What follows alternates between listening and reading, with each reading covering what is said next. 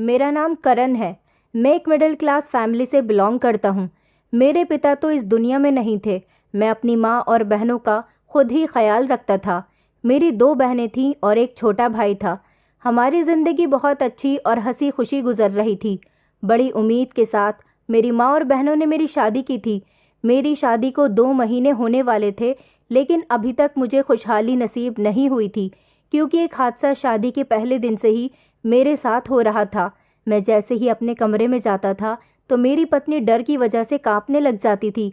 उसे पसीने छूटते थे, फिर वो ज़ोर ज़ोर से रोने लग जाती थी। मुझे उसके साथ बात करने तक का मौका नहीं मिला था। अभी तक हम दोनों एक साथ फुर्सत में बैठे भी नहीं थे। अजीब बात ये थी कि वो ऐसा रिएक्ट सिर्फ मुझे देखकर ही करती थी। बाकी सब लोगों के साथ तो वो नॉर्मल रहती थी। जितना टाइम मैं उसके पास रहता था वो रोती ही रहती थी, खामोशी नहीं होती थी। रो रो कर उसने खुद को बीमार बना लिया था। एक दिन इन सारे हालात से तंग आकर मैंने सोच लिया था कि उसे डॉक्टर के पास लेकर जाऊंगा। मेरी बहन ने उसे समझाया था कि तुम इस तरह से भैया को देखकर परेशान मत हुआ करो, भैया तुम्हें डॉक्टर के पास लेकर जाना चाहते हैं। मेरी बहन की बात सुनकर उसने डॉक्टर के पास जाने के लिए साफ इनकार कर दिया था कि मुझे डॉक्टर के पास नहीं जाना। मुझे उसकी हरकतें बहुत अजीब लगती थीं, इसीलिए मैंने उस पर नज़र रखना शुरू कर दिया था। फिर एक रात अचानक ही जब मेरी घबराकर आँख खुली तो मेरे होश उड़ गए थे, क्योंकि मेरी पत्नी कमरे में मौजूद नहीं थी। जब मैं उसे देखने के लिए घर से बाहर निकला तो वो कुछ ऐसा कर रही थी जिसे देखकर मेरे पैरों तले से ज़मीन निकल गई थी। मैं बहुत स्मार्ट और पढ़ा लिखा लड़का था। मैं किसी से कम नहीं था, ऐसा मेरी माँ और मेरी बहनों का कहना था। मेरा छोटा भाई अभी तक काफ़ी छोटा था। वो लगभग 14 साल का था और अभी पढ़ाई कर रहा था। मुझसे बड़ी मेरी एक दीदी थी जिनकी शादी हो गई थी। मैं दूसरे नंबर का था और मेरी एक छोटी कुंवारी बहन भी थी। घर के सारे ही लोग मुझसे बहुत प्यार करते थे, क्योंकि बहुत कम उम्र में ही मैंने अपनी जिम्मेदारी को संभाल लिया था। मैं 15 साल का था जब मेरे पापा हमें इस दुनिया से छोड़कर चले गए थे। उसके बाद से ही मैंने मेहनत करके अपने घर के हालातों को ठीक कर दिया था। मेरी मम्मी और बहनों का कहना था कि उनका बेटा किसी से कम नहीं था, लेकिन मैंने इस बात पर कभी ध्यान ही नहीं दिया था। कभी मैंने इस चीज़ को लेकर घमंड नहीं किया था। भगवान ने मुझे अच्छी सूरत शक्ल दी थी तो इसका मतलब ये नहीं था कि मेरे लिए घमंड करना ज़रूरी था। मेरा मानना यही था कि भगवान की बनाई हुई हर चीज़ अच्छी ही होती है। भगवान ने हर इंसान को कोई ना कोई एक ऐसी क्वालिटी ज़रूर दी होती है जो उसको स्पेशल बना देती है, लेकिन ज़रूरत सिर्फ़ और सिर्फ उसको पहचानने की होती है। मैं अपनी पढ़ाई पूरी कर चुका था, जिसकी वजह से मुझे एक अच्छी नौकरी मिल गई थी और अब मेरी बारी आई थी शादी की, क्योंकि अब शादी का नंबर मेरा ही था और मैं अच्छा खासा कमाने भी लगा था। घर के हालात भी मेरी वजह से काफ़ी बेहतर हो गए थे, क्योंकि जब से पापा इस दुनिया से गए थे हम लोग परेशानी में घिरे हुए थे। मेरी बड़ी दीदी की शादी दूसरे शहर में हुई थी, लेकिन वो हर महीने अपने बच्चों की छुट्टियों पर हमारे घर एक हफ्ते के लिए रहने ज़रूर आती थी। मेरी शादी के लिए मेरी मम्मी ने बहुत सारे सपने देखे हुए थे।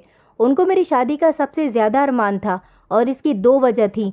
एक तो ये थी कि मेरे ऊपर घर की सारी जिम्मेदारी थी। दूसरी ये कि मैं बचपन में बहुत ज़्यादा बीमार हो गया था और मरने से भी बचा था। इसी वजह से मुझसे मेरी पूरी फैमिली बहुत प्यार करती है। मेरी बहनों को भी मेरी शादी के बहुत अरमान थे, क्योंकि मेरा छोटा भाई अभी काफ़ी छोटा था, उसकी शादी नहीं हो सकती थी और मेरी छोटी बहन अभी पढ़ाई कर रही थी, इसलिए शादी करने के लिए नंबर मेरा ही था। ऐसे में मैंने कभी कुछ नहीं कहा था और सब कुछ अपनी माँ और बहनों पर छोड़ दिया था। मैंने बचपन से लेकर अब तक किसी भी चीज़ की डिमांड नहीं की थी, बल्कि मैंने ही अपनी माँ और बहन भाई की हर ख्वाहिश को पूरा किया था। मैंने खुद से कहीं ना कहीं ये वादा कर लिया था कि मैं कभी ज़िंदगी में अपनी मम्मी के फ़ैसलों के ख़िलाफ़ नहीं जाऊंगा। हमेशा उनके फ़ैसलों का मान सम्मान करूंगा और उनकी हमेशा इज्जत करूंगा। जैसा वो मुझे करने के लिए कहेंगी मैं हमेशा वैसा ही करूंगा। जैसे कि मेरी शादी करवाना मेरी बहनों और मेरी मम्मी का सबसे बड़ा अरमान था। ऐसे में वो ये चाहती थी कि लड़की भी उनकी पसंद की ही हो। इस मामले में मैंने सब कुछ अपनी माँ बहनों को ही सौंप दिया था। मैं किसी लड़की को पसंद नहीं करता था, हालांकि वो मुझसे पूछती भी थी कि अगर तुम्हें कोई लड़की पसंद हो तो हम तुम्हारी शादी तुम्हारी पसंद के मुताबिक ही करवा देते हैं। मैं इस टाइप का लड़का नहीं था। हालांकि मेरी फ्रेंडशिप काफ़ी सारी लड़कियों से भी थी, क्योंकि मेरे ऑफिस में लड़कियां भी मौजूद थीं। मैंने आज तक किसी को गलत नज़र से नहीं देखा था। मुझे आज तक कोई लड़की पसंद ही नहीं आई थी, क्योंकि मैं चाहता था कि मेरी मम्मी और मेरी बहनें ही अपनी पसंद से, जिसके साथ वो मेरी शादी करवाना चाहती हैं, मैं खुशी खुशी उसके साथ शादी कर लूँगा। मेरे लिए लड़की वही ढूंढे जिनका मेरी ज़िंदगी पर सबसे ज़्यादा हक था। मैंने उन्हीं को ये काम सौंप दिया था। मैं अपने काम से काम रखने वाला इंसान था। लड़कियों में मेरी कभी भी ज़्यादा दिलचस्पी नहीं रही थी, पर शायद इसकी वजह ये थी कि मैंने अपने दिमाग में कहीं ना कहीं ये बात पहले से ही डाल रखी थी कि मुझे शादी अपनी माँ और बहनों की पसंद से ही करनी है। तो फिर ऐसे में किसी से मोहब्बत का नाटक करके उसको झूठी उम्मीद दिलाकर उसका दिल तोड़ देना अच्छी बात नहीं थी। जब मैंने पहले से ही इरादा कर लिया था कि मुझे अपनी माँ और बहन की पसंद से ही शादी करनी है, तो इसीलिए मैं किसी की फीलिंग के साथ नहीं खेल सकता था। मैं शुरू से ही बहुत सीरियस और नरम दिल इंसान रहा था। मुझे दूसरों की फीलिंग्स और एहसास की अच्छी तरह से कदर होती थी। मैंने कभी किसी के साथ ऊंची आवाज़ में बात तक नहीं की थी और ना ही कभी किसी का दिल दुखाया था। कभी ज़िंदगी में किसी को ऐसा दुख नहीं दिया था जिसकी वजह से उसका दिल दुखे। मैंने कभी भी जानबूझकर किसी को तकलीफ़ नहीं दी थी, फिर चाहे वो मेरे घर वाले हों या फिर और बाकी के लोग, सबके साथ मेरा एक जैसा ही बिहेवियर रहता था। हमेशा सबसे खुशी खुशी बात करता था। मैं खुश रहने और खुश रखने वाले लोगों में से था और मेरी यही आदत मेरी फैमिली और मेरे सारे दोस्तों और रिश्तेदारों को बहुत ज़्यादा पसंद आती थी। मेरी बड़ी बहन सुहानी दीदी ने मेरे लिए अपनी पसंद की लड़की तलाश करना शुरू कर दी थी। वो हर दिन बहुत सारी फ़ोटोज़ उठाकर घर ले आती थी और मुझे दिखाना शुरू कर देती थी, जबकि मैं उनसे हर बार यही कहा करता था कि जो लड़की आपको पसंद आ जाए वहीं पर ही मेरी शादी करवा दो, मुझे कोई एतराज़ नहीं है। मेरी इस बात से मेरी मम्मी और बहनें बहुत ज़्यादा खुश होती थीं। फिर मेरी बात सुनकर मेरी बड़ी दीदी ने अपनी और बाकी सबकी पसंद से मेरे लिए एक लड़की पसंद कर ली थी और फिर उसके घर रिश्ता लेकर पहुंच गई थी। कुछ दिन इसी तरह से गुजर गए थे और फिर मेरा रिश्ता फिक्स हो गया था। मैंने लड़की की फ़ोटो देखी थी, वो सच में बहुत खूबसूरत थी। मुझे अपनी फैमिली की पसंद पर गर्व महसूस हुआ था कि उन्होंने मेरे लिए अच्छी ही लड़की तलाश की थी। इस बात का मुझे पहले से ही यकीन था। लड़कियां तो सभी अच्छी होती हैं, मासूम होती हैं, क्योंकि घर में मेरी बहनें भी तो थीं। इसीलिए मुझे अच्छी तरह से पता था कि लड़कियों की सोच और उनके ख्याल किस तरह के होते हैं। वो ऊपर से जितनी समझदार बनने की कोशिश करती हैं, लेकिन अंदर से वो बिल्कुल बच्चों वाले दिमाग की ही मासूम सी होती हैं। जैसे कि मेरी बहनें थीं।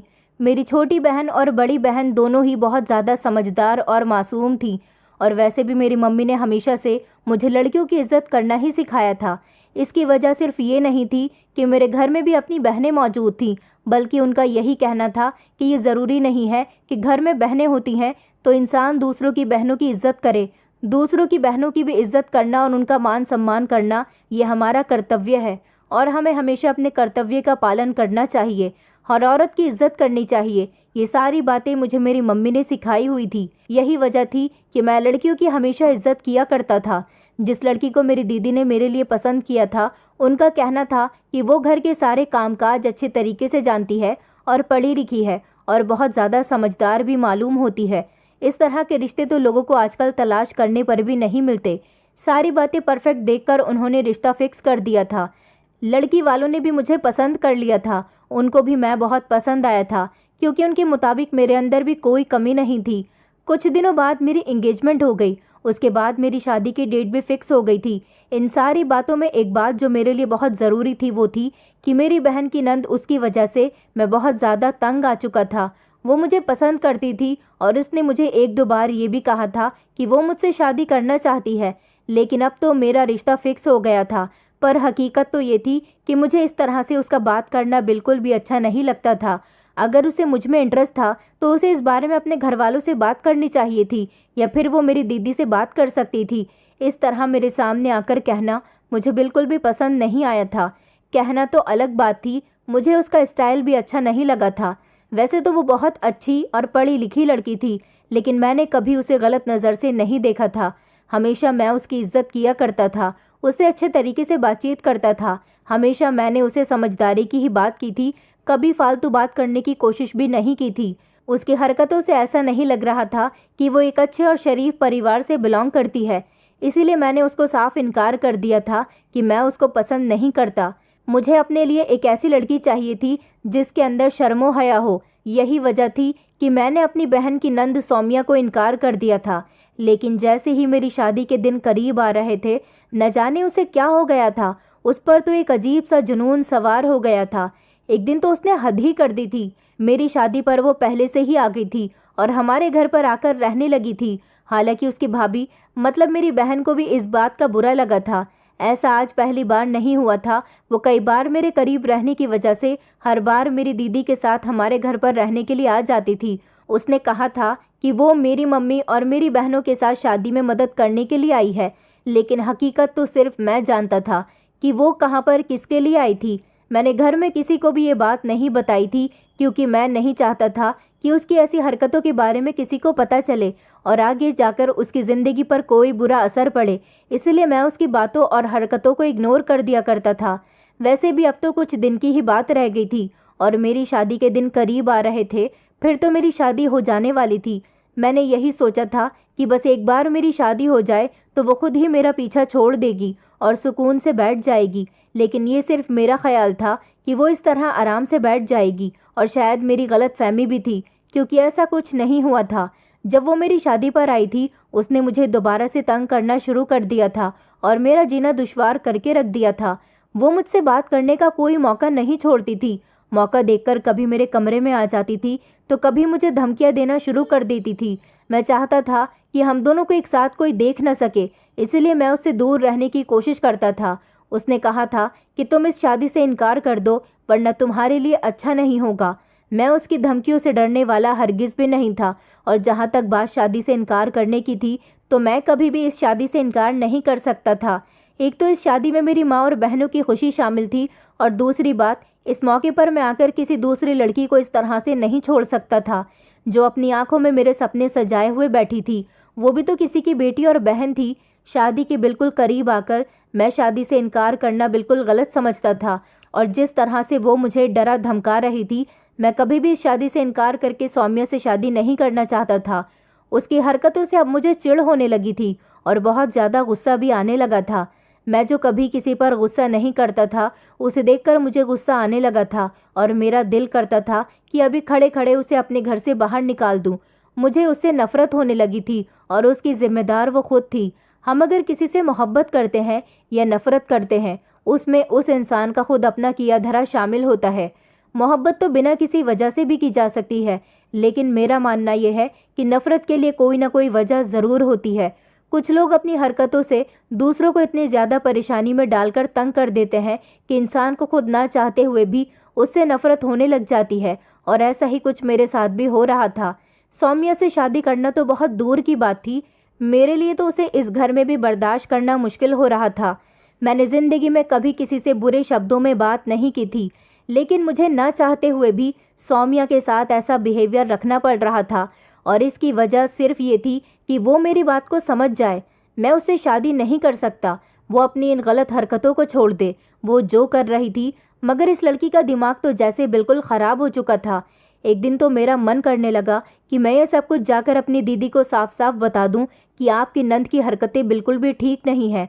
और फिर जब ये सोचने लग जाता कि दीदी भी सौम्या की वजह से परेशान हो जाएंगी और उसको बुरा भला कहेंगी, फिर सौम्या को बुरा लगेगा और उसे हर्ट होगा। ऐसा मैं बिल्कुल नहीं चाहता था। वो जो भी कर रही थी ना समझी में कर रही थी, लेकिन मैं तो समझदार था। ऐसे में ऐसी कोई हरकत नहीं करना चाहता था जिसकी वजह से उसकी आने वाली ज़िंदगी में कोई बुरा असर पड़ता। यही वजह थी कि मैं अभी तक खामोश था और उसकी हरकतों को बर्दाश्त कर रहा था। ये सब बर्दाश्त करना मेरे लिए आसान नहीं था।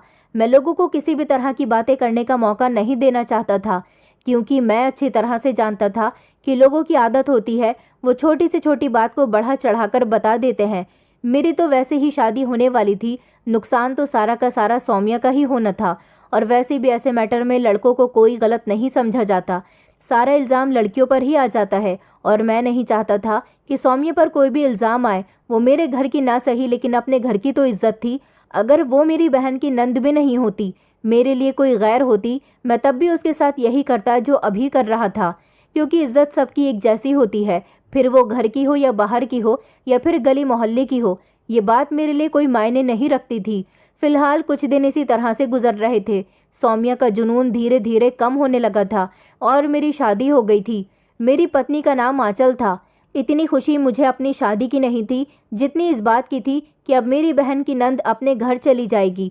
उसने आखिरी दिन तक मुझे बहुत मजबूर किया था कि मैं ये शादी ना करूं, लेकिन मैंने उसकी किसी भी बात को वैल्यू नहीं दी थी, बल्कि मैं उसकी हर बात को इग्नोर करता रहा था, क्योंकि मुझे पता था कि वो ये सब कुछ मुझे परेशान करने के लिए कर रही है, मगर वो मेरा कुछ नहीं बिगाड़ सकती थी। और ऐसा ही हुआ था। मेरी मम्मी और मेरी बहनों की पसंद से मेरी शादी उसी लड़की से हो गई थी जिसके साथ मेरा रिश्ता फिक्स हुआ था, और सौम्या भी मेरी शादी के बाद अपनी फैमिली के साथ वापस अपने घर चली गई थी। इस बात की मुझे सबसे ज़्यादा खुशी थी। मुझे यकीन था कि वो वक्त के साथ साथ ठीक हो जाएगी। ऐसे मौके पर वक्त ज़रा मुश्किल से गुजरता है, और गुजरने के साथ साथ इंसान सब कुछ भूल भी जाता है। फिर बाद में अपनी की गई गलती और अपनी कही गई बात पर शर्मिंदगी भी होती है और हंसी भी आती है। मेरी शादी को 2 महीने होने वाले थे, और ये सब कुछ मेरे साथ शादी के पहले दिन से ही हो रहा था। जैसे ही मैं अपनी पत्नी के पास जाता तो मेरी पत्नी बुरी तरह से कांपने लग जाती थी और उसे पसीने आ जाते थे। वो ज़ोर ज़ोर से रोने लग जाती थी। मुझे उसके साथ बात करना तो दूर की बात, अभी तक उसके साथ बैठना भी नसीब नहीं हुआ था। इसी तरह से 2 महीने गुजर गए थे, लेकिन हमारे बीच अभी तक कोई बातचीत नहीं हुई थी। और सबसे ज़्यादा हैरानी वाली बात तो ये थी कि मेरी पत्नी सिर्फ मेरे सामने ही ऐसा करती थी, बाकी सारे लोगों के सामने तो वो नॉर्मल बिहेव करती थी। मैं जितना टाइम कमरे में मौजूद रहता था वो खामोश रहती थी और मुझसे कोई बात नहीं करती थी। बस उसकी आंखों से आंसू ही गिरते रहते थे। आखिर ऐसी क्या बात थी जो वो इस तरह से किया करती थी? ये बात मेरी बिल्कुल भी समझ नहीं आती थी। क्या वो मुझसे डरती थी या फिर इसके पीछे कोई और वजह थी? जब वो मेरे सामने रोने लग जाती थी और बुरी तरह से कांपती थी तो मुझे उस वक्त कुछ समझ नहीं आता था कि वो ऐसा क्यों करती है। मैंने ये 2 महीने तो जैसे तैसे गुजार लिए थे। मैंने सोच लिया था कि शायद वो अपना सब कुछ छोड़कर ससुराल में आई है, इसी वजह से शायद इस तरह से कर रही है। मैं उसे उसके रोने की वजह पूछता तो वो मेरी बात का कोई जवाब ही नहीं देती थी, बस लगातार रोती ही रहती थी। इसलिए मुझे आज तक पता ही नहीं चला था कि वो किस बात पर रो रही है। मुझे लगा था कि शायद कुछ वक्त गुजरने के बाद सब कुछ ठीक हो जाएगा और उसका रोना भी खुद ब खुद ख़त्म हो जाएगा, लेकिन ऐसा बिल्कुल भी नहीं हुआ था। पूरे 2 महीने गुजरने के बाद भी वही हालत थी। वो वैसी की वैसी ही थी, उसमें कोई भी चेंजेस नहीं आए थे। मैंने सोचा था कि मैं अपनी पत्नी से आराम से इस बारे में बात करूंगा, उसे समझाने की कोशिश करूंगा, लेकिन मुझे उससे बात करने का कभी मौका ही नहीं मिलता था, क्योंकि जैसे ही मैं कमरे में जाता था वो रोना शुरू कर देती थी और खामोश होने का नाम ही नहीं लेती थी। उसको खामोश करने के लिए मुझे खुद ही कमरे से बाहर जाना पड़ता था। फिर जब तक वो सो नहीं जाती थी तब तक मैं कमरे में ये सोचकर नहीं आता था कि वो मुझे देखते ही फिर से रो जाएगी। इसलिए मैं तभी कमरे में आता था जब वो गहरी नींद में सो रही होती थी। अगर वो मुझसे डर रही थी तो उसे डरने की कोई ज़रूरत नहीं थी। मैं हर मैटर में उसका साथ देने के लिए तैयार था। अगर उसे कोई प्रॉब्लम थी तो वो मुझे बता सकती थी, लेकिन ये बात तो तब होती जब मेरी उससे कोई बातचीत हुई होती। मेरी तो अभी तक उससे कोई बात ही नहीं हुई थी। इस सारे मामले से तंग आकर मैंने एक बात ये सोची थी कि शायद उसको किसी अच्छे डॉक्टर को दिखाना चाहिए। यही सोचकर मैंने अपनी छोटी बहन को सारी बात बता दी थी, क्योंकि मैं अपनी मम्मी को इस बारे में कुछ नहीं बताना चाहता था। वो बेवजह ही मेरे लिए परेशान हो जाती। वैसे भी इन दिनों उनकी कुछ तबीयत ठीक नहीं चल रही थी। सब कुछ मेरे और मेरी पत्नी के बीच ही था। मैं चाहता था कि मेरी बहन मेरी पत्नी को समझाए, लेकिन अब पानी सर के ऊपर जा चुका था, क्योंकि मेरी पत्नी मेरी बहन की भी किसी बात को सुनने के लिए तैयार ही नहीं थी। इसलिए मैंने हार मानकर अपनी मम्मी को भी इस बात के बारे में बता दिया था। मेरी मम्मी ने मेरी पत्नी को समझाया था कि हम तुम्हें किसी अच्छे साइकेट्रिस्ट को दिखा देते हैं, तो वो गुस्सा करने लग जाती थी और कहती थी कि मैं किसी साइकेट्रिस्ट के पास नहीं जाऊंगी, मैं कोई पागल नहीं हूँ। मुझे उसके इनकार करने की वजह बिल्कुल भी समझ नहीं आई थी। अगर उसे कोई प्रॉब्लम भी थी तो वो घर में किसी और को तो बता सकती थी, या फिर वो अपनी फैमिली वालों को इस बारे में बता सकती थी। उसके दिलो दिमाग में क्या चल रहा था ये बात मेरी बिल्कुल भी समझ नहीं आ रही थी। इसलिए मैंने उस पर नज़र रखना शुरू कर दी थी, क्योंकि वजह जानने के लिए मुझे उस पर नज़र रखनी ही पड़ी थी। इस तरह तो मैं भी किसी वजह तक नहीं पहुंच सकता था, जबकि मैं इस वजह को हर हाल में जानना चाहता था कि वो मेरे साथ आखिर ऐसा क्यों कर रही है। इसी तरह एक दिन अचानक आधी रात के टाइम पर मेरी आँख खुल गई तो ये देखकर मेरे होश उड़ गए थे कि मेरी पत्नी कमरे में मौजूद नहीं है। मैंने पूरे कमरे में उसे तलाश कर लिया था, मगर वो कहीं भी नज़र नहीं आ रही थी। ऐसे में मुझे हैरानी हुई थी कि वो कहाँ जा सकती थी, और वो भी इतनी रात को। मैं उसे घर में सब जगह ढूंढने के लिए अपनी जगह पर आकर सो गया था।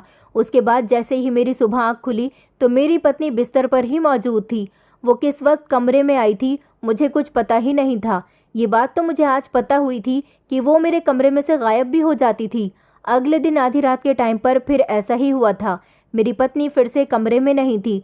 मैंने इधर उधर नज़र दौड़ाई थी लेकिन वो मुझे कहीं भी नज़र नहीं आ रही थी।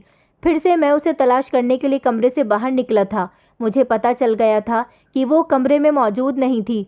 ऐसे में पता लगाना तो बहुत ज़रूरी था क्योंकि वो कल भी कहीं पर जा चुकी थी।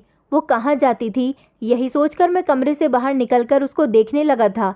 तभी अचानक मेरी नज़र गार्डन की तरफ गई जहाँ पर मेरी पत्नी बैठी हुई थी। मैंने देखा कि इतनी रात को मेरी पत्नी गार्डन में रखी हुई चेयर पर बैठी हुई थी। मैंने नोटिस किया था कि उसके हाथ में कुछ था। क्या था इस बात का आइडिया लगाना मेरे लिए मुश्किल हो रहा था। अब मैं सोच रहा था कि मैं इस तक जाऊं या नहीं जाऊं। ऐसा ना हो कि वो मुझे देखकर फिर से रोना शुरू कर दे और अपनी तबीयत को बिगाड़ ले। मगर जो भी था मुझे अपनी पत्नी से बात तो करनी चाहिए थी। कुछ देर सोचने के बाद मैंने फैसला कर लिया था और मैं अपनी पत्नी के करीब तक पहुंच गया था। लेकिन मुझे देखते ही वो फिर से रोने लगी थी क्योंकि वो मुझे देखते ही पहले घबराती थी और फिर उसकी आंखों से आंसू गिरने लग जाते थे। फिर से मुझे उससे बात करने का मौका नहीं मिला था। मैं उसे चुप करवाने की कोशिश कर रहा था मगर वो मेरी बात नहीं सुन रही थी, बस लगातार रोए चली जा रही थी। अब ये बात मेरी फैमिली में सबको पता चल गई थी और उन लोगों को भी आइडिया हो गया था कि मेरी पत्नी मुझसे दूरी बना रही है। उन लोगों ने मुझे तसल्ली दी थी और कहा था कि हम आंचल को समझाने की कोशिश करेंगे। मैं इस सब से बहुत परेशान हो गया था, इसलिए घर से बाहर अपने दोस्तों के पास बैठने के लिए चला गया था। मेरे दोस्तों ने जब मेरी परेशानी भरी हालत देखी तो उन्होंने मुझसे मेरी परेशानी की वजह पूछी थी। मेरी पूरी बात सुनने के बाद उसने कहा कि ऐसा भी हो सकता है कि तुम्हारी पत्नी पर किसी ने कोई जादू टोना करवा दिया हो। मैंने अपने दोस्त से कहा कि ऐसा मेरी फैमिली में से तो कोई नहीं करवा सकता। मुझे पूरा यकीन है क्योंकि मेरी शादी मेरी मम्मी और बहनों ने अपनी पसंद की लड़की के साथ करवाई है। ऐसा तो तभी मुमकिन हो सकता था जब मैं अपनी मर्जी से शादी करता और वो लोग उस लड़की को पसंद ना करते। मेरा दोस्त कहने लगा कि नहीं नहीं, मेरे कहने का मतलब वो नहीं है। कभी कभी ऐसा हो जाता है कि कुछ रिश्तेदार हमसे जलन रखते हैं तो वो हमसे बदला लेने के लिए जादू टोना करवा देते हैं। और ऐसा भी हो सकता है कि तुम्हारी पत्नी की दिमागी हालत ठीक ना हो। तुम चाहो तो उसे किसी अच्छे साइकेट्रिस्ट को भी दिखा सकते हो। मेरे दोस्त की साइकेट्रिस्ट वाली बात तो ठीक थी। साइकेट्रिस्ट को तो मैं भी अपनी पत्नी को दिखाना चाहता था क्योंकि मुझे भी ऐसा ही लगता था कि मेरी पत्नी की दिमागी हालत बहुत कमज़ोर है।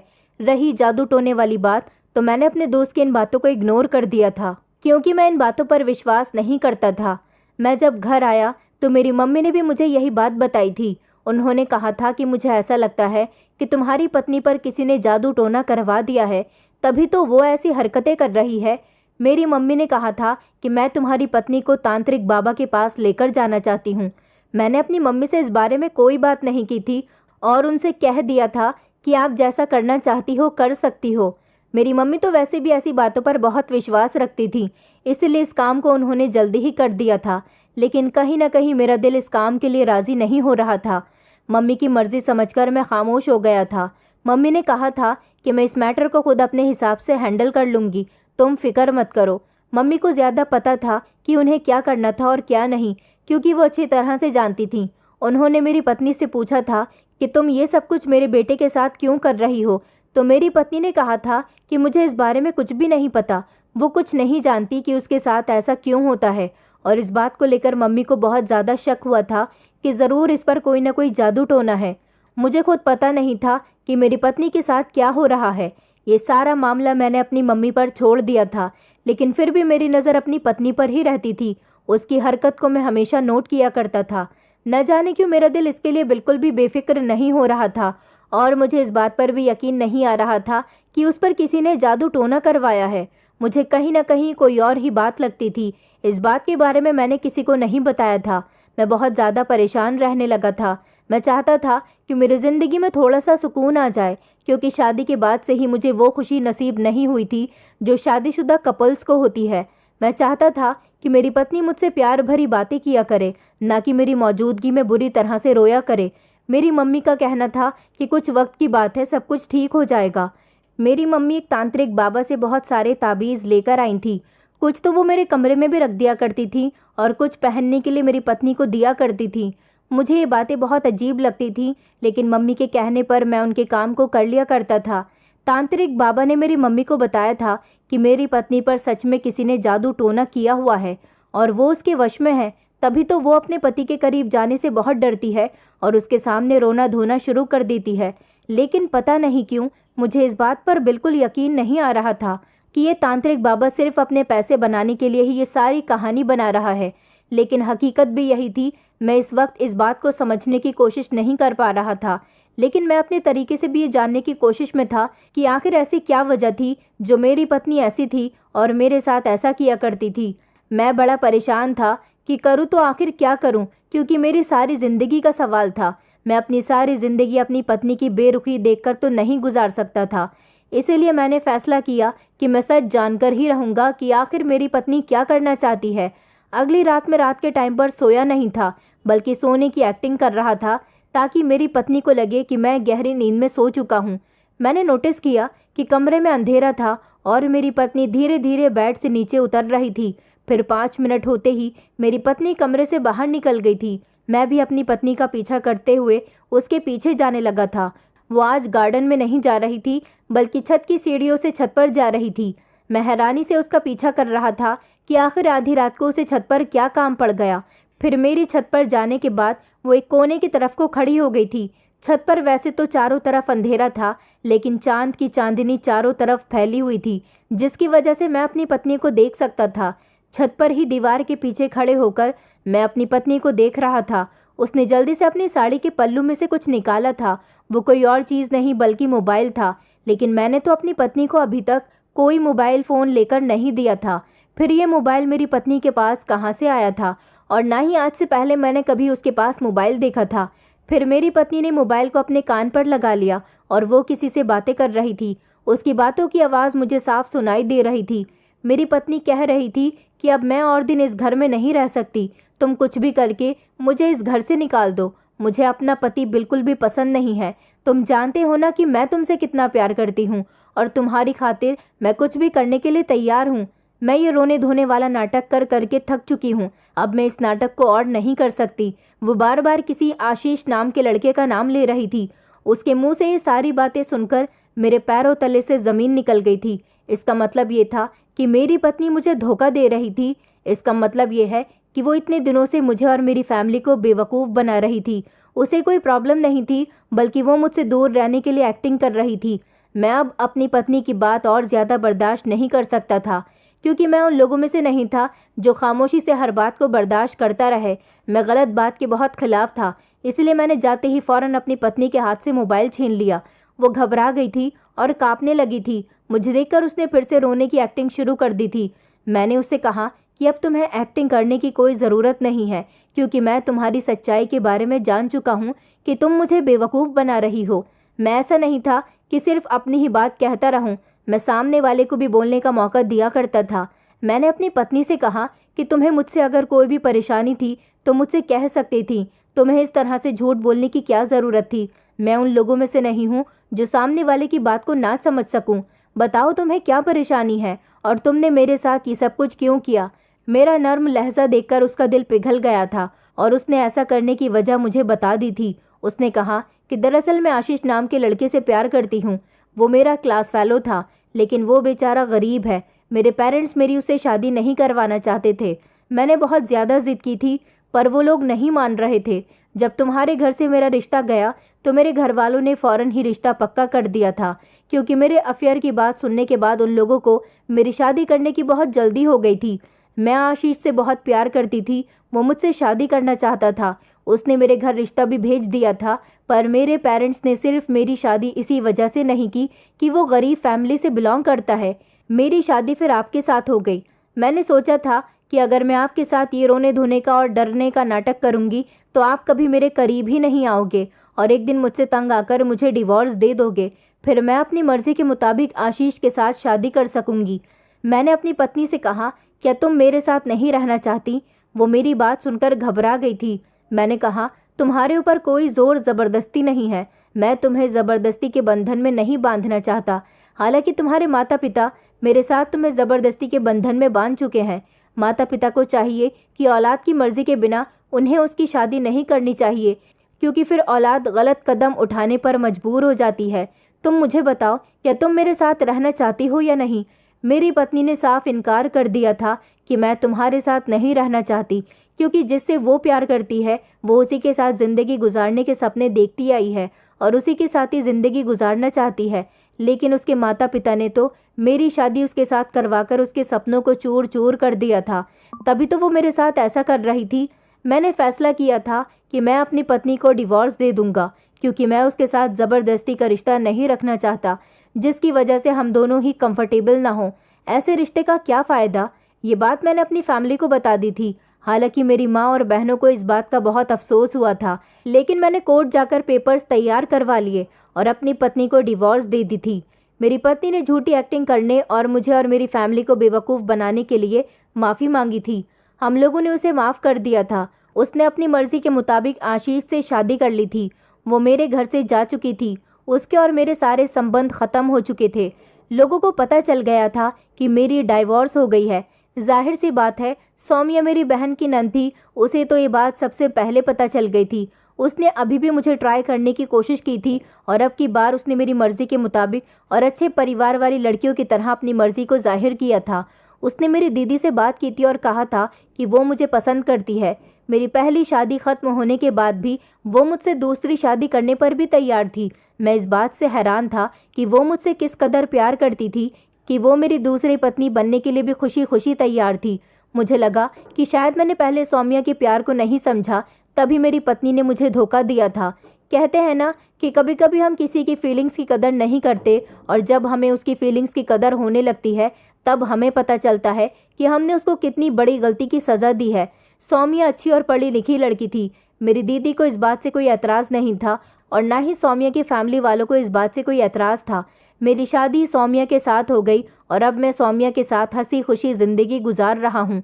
वो सच में बहुत अच्छी लड़की है और वो मुझसे इतनी मोहब्बत करती है कि उसने साबित कर दिया कि जब मैंने उसको रिजेक्ट किया था तो वो मेरी सबसे बड़ी गलती थी। मैं शुरू से ही उसकी मोहब्बत को एक्सेप्ट कर लेता तो शायद मेरे साथ ये सब कुछ नहीं हुआ होता, लेकिन मेरी नीयत भी गलत नहीं थी। मेरा भगवान जानता है कि मैंने अपनी माँ और बहनों की खातिर ही उनकी पसंद की लड़की से शादी की थी और कभी अपनी पसंद के बारे में नहीं बताया था, क्योंकि मुझे कोई लड़की पसंद ही नहीं थी और ना ही मैं किसी लड़की को पसंद करना चाहता था। किस्मत हमेशा उन्हीं लोगों से मिला देती है जिनका साथ हमारे लिए भाग्य में लिखा हुआ होता है, चाहे वो देर से मिले या जल्दी, पर हमेशा किस्मत का लिखा ही हमारे साथ चलता है। दोस्तों, उम्मीद करती हूँ आपको हमारी कहानी पसंद आई होगी। कहानी पसंद आई है तो वीडियो को लाइक करें, चैनल पर नए हैं तो चैनल को सब्सक्राइब करें और हाँ, नोटिफिकेशन बेल को ज़रूर दबाएं ताकि अगली अपडेट सबसे पहले आपको मिले।